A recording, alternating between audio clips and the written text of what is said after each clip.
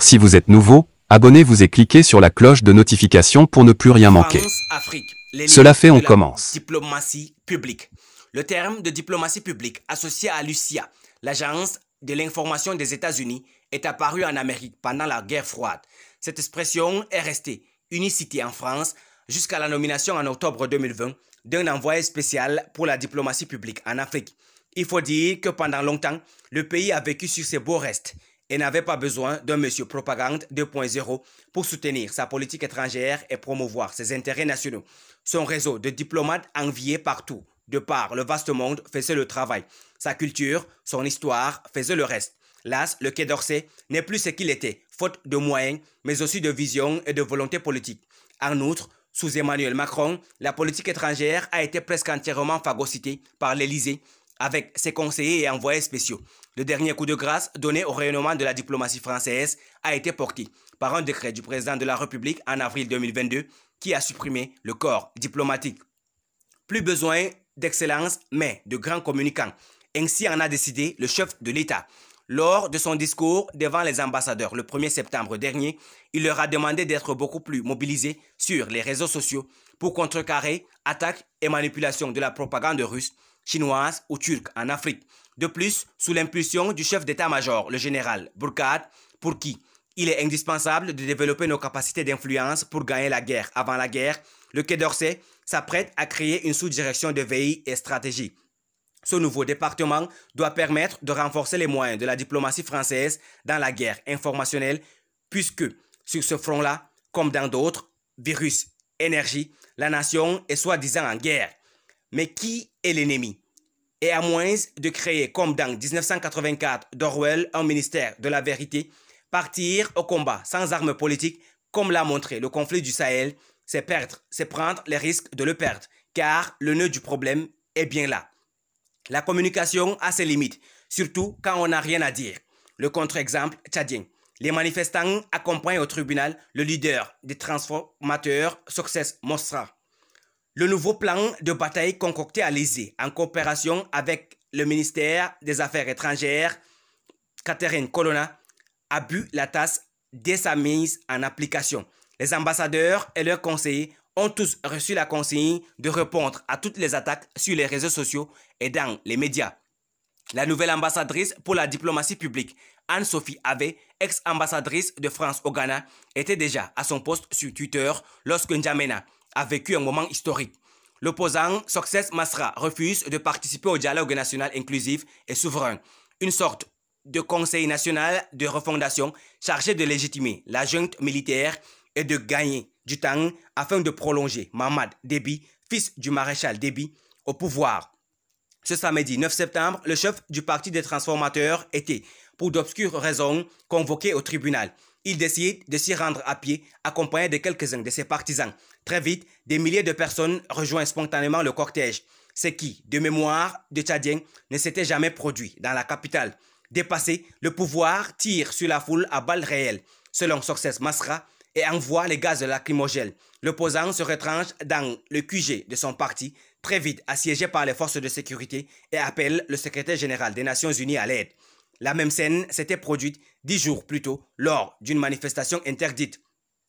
Comme aucun Tchadien ni aucun Africain qui suit la politique de la région n'ignore le soutien de Paris à Mamad Déby que Emmanuel Macron a adoubé dès sa prise de pouvoir anticonstitutionnel. La France est accusée sur les réseaux sociaux de soutenir un régime liberticide et brutal.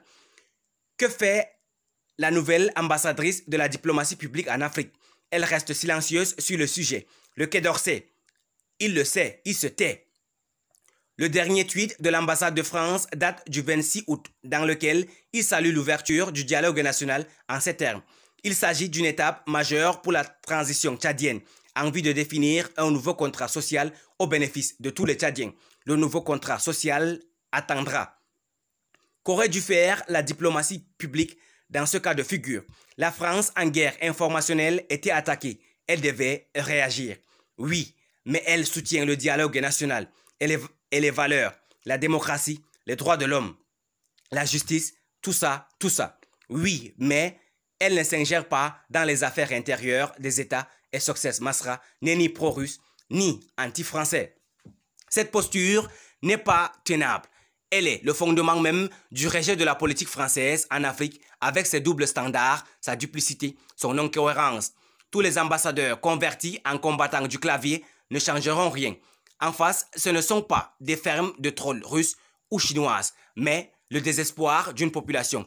En gros, on n'a pas le droit de rêver d'un Tchad nouveau. Soit on meurt, soit on reste un pays en sous-développement, résume une jeune Tchadienne.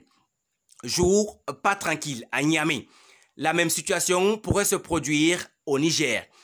Celui qui a essayé les plâtres de la diplomatie publique en France, Sylvain Ité, remplacé par Anne-Sophie Havé, vient d'être nommé ambassadeur dans ce pays.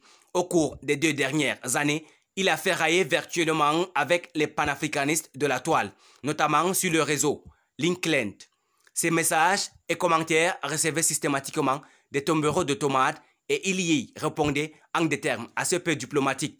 Il n'est pas certain que son séjour à Niamey soit plus serein. En outre, un mouvement composé d'associations de la société civile nommé M62 est créé pour demander le départ de la force Barkhane du Niger. Une manifestation était prévue le 17 août, mais elle a été interdite par le pouvoir. La coalition a donc décidé de lancer une pétition en ligne.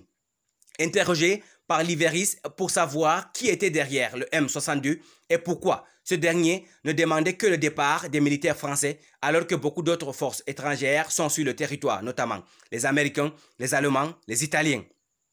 Un homme politique nigérien soutien de cette initiative répond « Parce que les autres ne se sont pas ingérés dans notre politique intérieure. » Il poursuit « Tout ce qui peut fédérer les forces contre le régime est bon à prendre. » Le président Mohamed Bazoum représente le rejet de la France.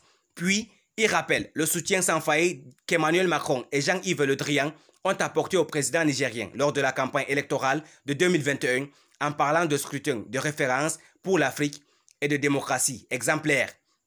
Une opposition remuante n'est-elle pas le signe d'une démocratie vivante? Les opposants qui demandent le départ de Barkhane sont-ils tous stipendiés par Moscou?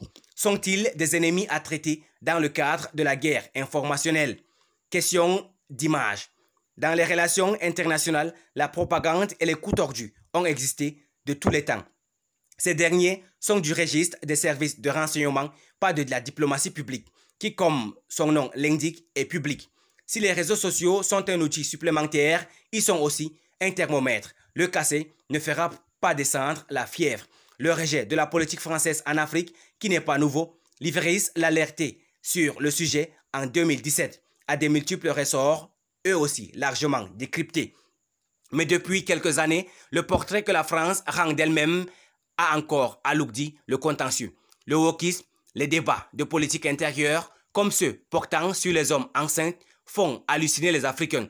Ils se demandent parfois si les Européens ne vivent pas dans un asile psychiatrique à ciel ouvert. À ce titre, la nomination d'ici la fin de l'année d'un ambassadeur LGBTQ n'est pas de nature à les rassurer. Sans oublier certains épisodes comme celui de la crise sanitaire où la 7e puissance du monde s'est montrée en tenue d'Adam et de Ève, sans masque ni respirateur.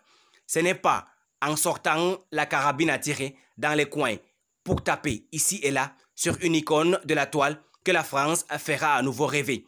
En prime, il y a pire que les fermes de trolls et les archivistes du clavier. L'indifférence, si, vue de Paris, les derniers voyages d'Emmanuel Macron au Cameroun et en Algérie ont donné l'impression d'être des événements pour les pays concernés, la majorité des citoyens de ces États n'y a pas prêté attention. Lutter contre l'indifférence, sacré défi, un ministère, peut-être.